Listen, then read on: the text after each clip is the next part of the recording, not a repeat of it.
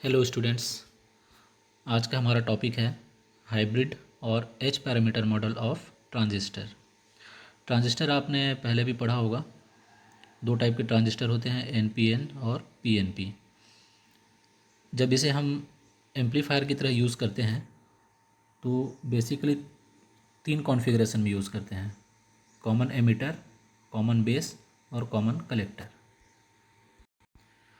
हम इन तीन कॉन्फ़िगरेशंस का उनके एच पैरामीटर इक्विवेलेंट मॉडल से एनालिसिस करेंगे। एच पैरामीटर आप लोग नेटवर्क एनालिसिस में डिटेल में पढ़ेंगे। यहाँ पे आपके लिए जितना ज़रूरी है मैं सिर्फ उतना ही बता रहा हूँ। जो चीज़ मैं बोलूँगा इसको याद कर लेना है, रट लेना है, उसे याद करना है। जो चीज़ मैं बोलूँगा इसे समझना है, उसे समझने की कोशिश करना।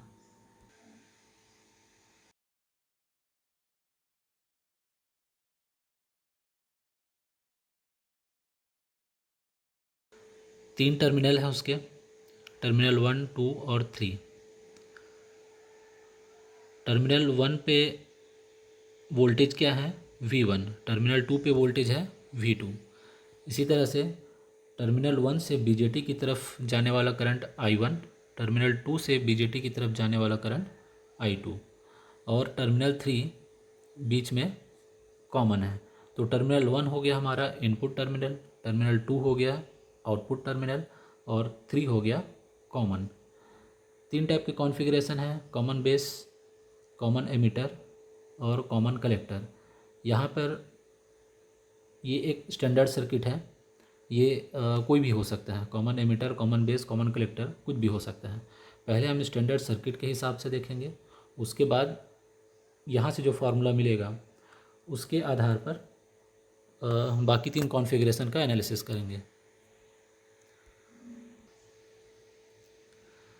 तो हाइब्रिड पैरामीटर मॉडल के लिए दो इक्वेशन है। पहला है V1 equal to H I into I one plus H R into V2। ये पहला इक्वेशन KVL इक्वेशन है। सेकेंड इक्वेशन है I2 equal to H F into I one plus H not into V2। Second equation.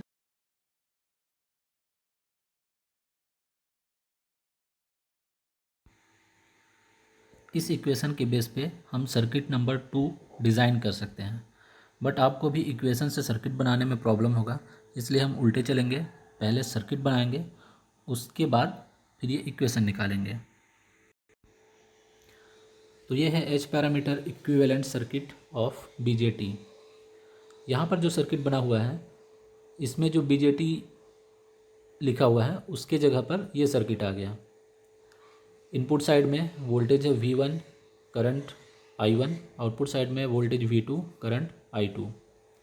इस circuit को ठीक से देख लीजिए, इसे याद कर लीजिए और कम से कम 2 बार देख के ये सर्किट ड्रॉ करना है और 3 बार बिना देखे ये सर्किट बनाना है। इस सर्किट का प्रैक्टिस बहुत अच्छे से होना चाहिए।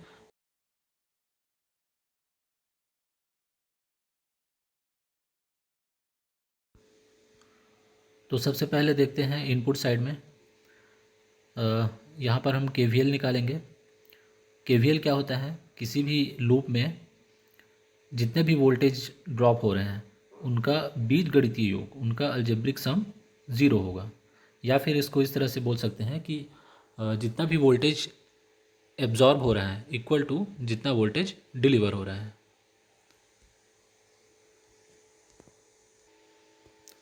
तो यहाँ पर हम KVL इक्वेशन कैसे लिखेंगे? करंट का डायरेक्शन देखते हैं हम। I1 क्लॉकवाइज डायरेक्शन में फ्लो हो रहा है, लेफ़्ट टू राइट फ्लो हो रहा है। तो ये जो करंट I1 है ये जहाँ पर भी एंटर करेगा, अगर वो नेगेटिव टर्मिनल पे एंटर कर रहा है तो उस वैल्यू को हम एक साइड में लिख लेते हैं। जहाँ वो पॉजिटिव पे एंटर कर रहा है उसको हम दूसरे साइड पे लिख लेते हैं।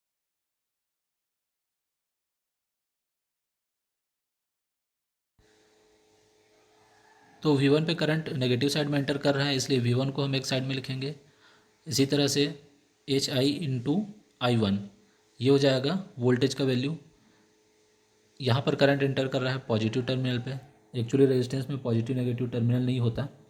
करंट जहाँ पे भी एंटर करेगा उसे हम पॉजिटिव लेंगे। तो एच आई का वोल्टेज हो गया H I into I one. इसी तरह से H R into V two इसके पॉजिटिव टर्मिनल पे एंटर कर रहा है, तो उसको हम इसके साथ ऐड करेंगे। तो यहाँ से हमारा फर्स्ट इक्वेशन आया V one equal to H I into I one plus H R into V two. ये इक्वेशन याद कर लीजिए। नेक्स्ट हम आउटपुट टर्मिनल पे देखते हैं। तो आउटपुट पे हम अप्लाई करेंगे KCL। KCL क्या होता है? किसी भी नोड पे जितना भी इनकमिंग करंट है, उस नोड की तरफ जितना भी आने वाला करंट है, वो सब का योग इक्वल टू उस नोड से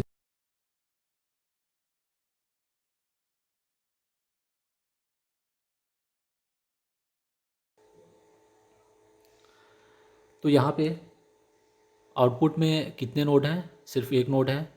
उसी नोड पे I2 आ रहा है, उसी नोड से HF इंटू आई वन बाहर जा रहा है, और उसी नोड पे नोड वोल्टेज है V2। ये जो V2 है ये H नॉट के पैरेलल में है, HF इंटू आई वन के पैरेलल में है। तो यहाँ से हम नोड वोल्टेज निकाल सकते हैं टर्मिनल 2 पे V2। अब KCL इक्वेशन कैसे लिखेंगे? इसमें पहले तो ये देखना है कौन कौन सा करंट इनकमिंग है, नोड की तरफ आ रहा है। यहाँ पर जो सर्कल बना हुआ है ये है हमारा नोड। ओके तो इनकमिंग करंट है इसमें I2। I2 एक साइड में आ गया।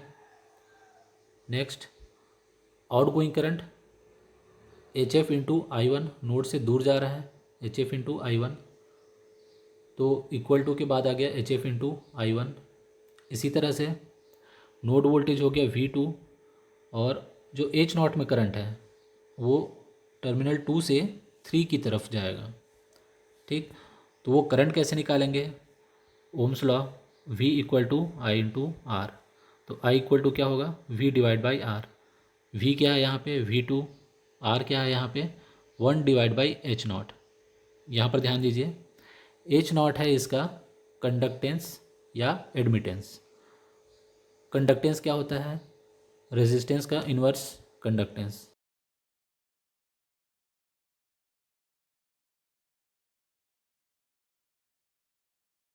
यूनिट हो जाएगा मो। जैसा कि ओम होता है OHM, उसका उल्टा करेंगे MHO, मो आएगा। इसी तरह से ओम का जो सिंबल रहता है ये आप नीचे देख सकते हैं, ये ओम का सिंबल है, उसका जस्ट उल्टा करेंगे तो मो का सिंबल आ जाएगा। तो यहाँ पर आप H नॉट मो लिख सकते हैं या फिर 1/H नॉट ओम लिख सकते हैं। अच्छा यही होगा कि 1/H नॉट लिखने का प्रैक्टिस करें। ठीक है, तो यहाँ पे करंट क्या होगा? Current equal to voltage V2 divide by resistance V2 divide by 1/H not. V2 divide by 1/H not. H not ऊपर जाएगा तो V2 into H not. Okay, और ये भी क्योंकि आउटगोइंग करंट है तो ये आउटगोइंग करंट HF I1 के साथ ऐड हो जाएगा। तो सेकेंड इक्वेशन यहाँ से आया हमारा I2 equal to HF I1 plus H not V2। उम्मीद करता हूँ आप लोगों ने इक्वेशन बना लिया होगा, सर्किट बना लिया होगा। अगर नहीं बनाया है तो पहले नोट कर लीजिए, उसके बाद आगे बढ़ते।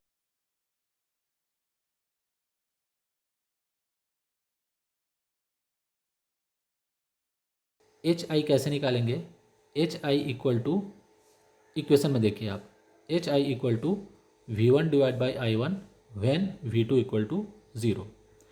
तो इक्वेशन नंबर 1 में अगर यहाँ पे हम V2 को 0 करते हैं, V2 0 करने का मतलब क्या है? V2 0 करने का मतलब है शॉर्ट सर्किट। ठीक है, शॉर्ट सर्किट में वोल्टेज हमेशा 0 होता है और करंट मैक्सिमम होता है। इसी तरह से ओपन सर्किट में करंट 0 होता है और वोल्टेज मैक्सिमम होता है। करंट को फ्लो होने के लिए पाथ चाहिए, अगर ओपन है तो करंट वहाँ पे फ्लो नहीं होगा, करंट 0 होगा। इसी तरह से वोल्टेज क्या होता है? पोटेंशियल डिफरेंस होता है दो पॉइंट के बीच में। अगर शॉर्ट है मतलब दोनों पॉइंट एक ही हो गए, दोनों में डिफरेंस 0 हो जाएगा। दोनों पॉइंट का वैल्यू सेम हो गया तो डिफरेंस 0 हो जाएगा। तो इस तरह से वोल्टेज का 0 होना मतलब वहाँ पे शॉर्ट सर्किट होना है, करंट का 0 होना मतलब ओपन सर्किट होना। तो एच आई कैसे निकलेगा? इक्वेशन नंबर 1 से अगर हम V2 को 0 करते हैं तो V1 इक्वल टू आएगा HI इंटू I1। अब HR इंटू V2 ये हो गया 0, V1 इक्वल टू आ गया HI इंटू I1, तो HI हो जाएगा V1 divide by I1। HI equal to V1 divide by I1 जब V2 0 है। ठीक है, अब V1 बाई I1, V1 है इनपुट वोल्टेज, I1 है input current. Voltage divide by current होता है रेजिस्टेंस, और चूंकि ये दोनों क्वांटिटी इनपुट साइड का है तो हम इसे क्या बोलेंगे, input resistance. Input resistance when output node is sorted to common node. Okay, input resistance तब जब आउटपुट नोड शॉर्ट सर्किट है।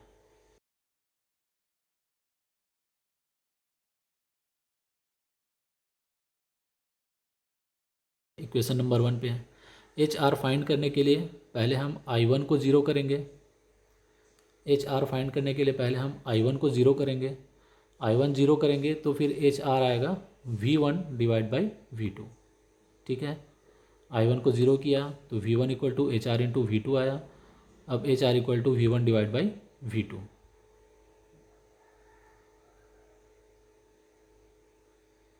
तो H R equal to V1 divide by V2 when I1 equal to 0। अब V1 divide by V2 क्या है, ये है gain. जब आउटपुट और इनपुट दोनों का यूनिट सेम होगा तब वहाँ से निकलेगा गेन। ठीक, गेन क्या होता है, output divide by input. Output voltage divide by input voltage, voltage gain. Output current divide by input current, current gain. Output power divide by input power, power gain. ठीक, तो H R equal to V1 divide by V2। अब यहाँ पे V1 है input और V2 है output.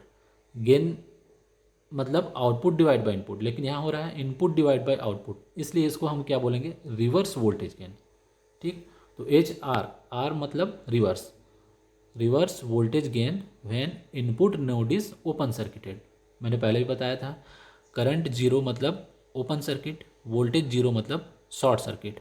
यहाँ I1 zero हो रहा है मतलब इनपुट। ठीक, इनपुट करंट जीरो, तो reverse voltage gain when input node is open circuited. जब इनपुट को ओपन करेंगे उस टाइम पे V1 डिवाइड बाई V2 का जो वैल्यू मिलेगा वो होगा reverse voltage gain. Okay, next H F कहाँ है, इक्वेशन नंबर 2 में। फिर वही मेथड अपनाना है। एच एफ कैसे निकलेगा, जब V2 को ज़ीरो करेंगे, इक्वेशन नंबर 2 में जब V2 को ज़ीरो करेंगे तब I2 आएगा एच एफ इंटू I1। यहाँ से एच एफ निकल जाएगा I2 डिवाइड बाई I1। तो एच एफ इक्वल टू हो गया I2 divide by I1 when V2 equal to 0। ठीक, अब ये क्या है, I2 I1 दोनों करंट है, मतलब यहाँ पे क्या निकल रहा है, करंट गेन। और आउटपुट डिवाइड बाई इनपुट हो रहा है, I2 आउटपुट का करंट है, I1 इनपुट का करंट है, तो ये हो गया फॉरवर्ड करंट गेन। ठीक है, करंट गेन किस टाइप का, फॉरवर्ड।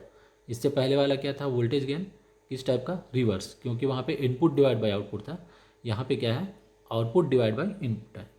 तो forward current gain when output node is sorted to common node. ठीक, output node is sorted to common node, output V2 0 है मतलब शॉर्ट सर्किट। ठीक है, तो एच एफ हो गया फॉरवर्ड करंट गेन, एफ मतलब फॉरवर्ड। नेक्स्ट है एच नॉट। एच नॉट कैसे आएगा, इक्वेशन नंबर 2 में अगर I1 को ज़ीरो करते हैं तो I2 equal to H not into V2। यहाँ से एच नॉट मिलेगा हमको I2 डिवाइड बाई V2। तो H not equal to I2 divide by V2 जब I1 जीरो है। ठीक, I1 zero means input open circuit. H not क्या आ रहा है, करंट डिवाइड बाई वोल्टेज। तो वोल्टेज डिवाइड बाई करंट क्या होता है, resistance. Current divide by voltage उसका उल्टा कंडक्टेंस। ठीक है, रेजिस्टेंस मतलब रेजिस्ट करना, करंट को रोकना, वो कितना रोक सकता है, वो हो गया रेजिस्टेंस। कंडक्टेंस मतलब चालकता, जस्ट उसका उल्टा। ठीक है, कितना वो करंट को पास कर सकता है, ये हो गया कंडक्टेंस। तो V बाई आई रेजिस्टेंस आएगा, I बाई V कंडक्टेंस होगा।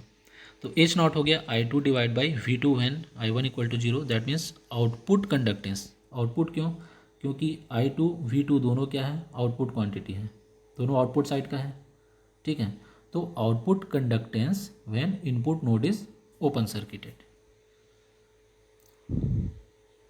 ओके, तो आज के लिए इतना ही। नेक्स्ट क्लास में हम input resistance, output resistance, current gain, voltage gain, ये सब देखेंगे। ये सर्किट अच्छे से प्रैक्टिस कर लीजिए, ये सर्किट याद रहना चाहिए और ये इक्वेशन याद रहना चाहिए। ठीक है, इसे आप प्रॉपरली प्रैक्टिस कर लीजिए। Okay, thank you.